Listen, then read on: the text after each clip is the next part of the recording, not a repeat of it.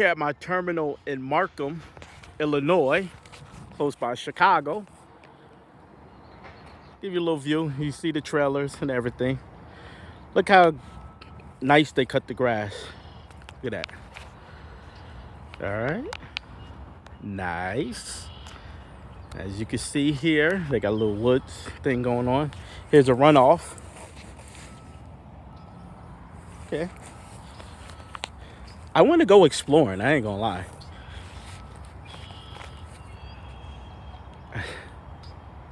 The kid in me wants to go exploring there, but I'm afraid of ticks and whatever, bugs or whatever. But I want to go exploring in there.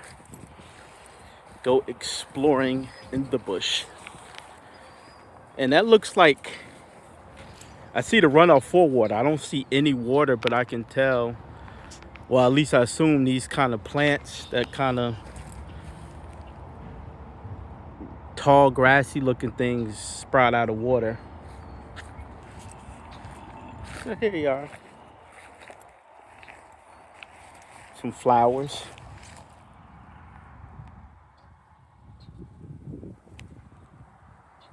That's nice. It's good to, take a little nature break here and there.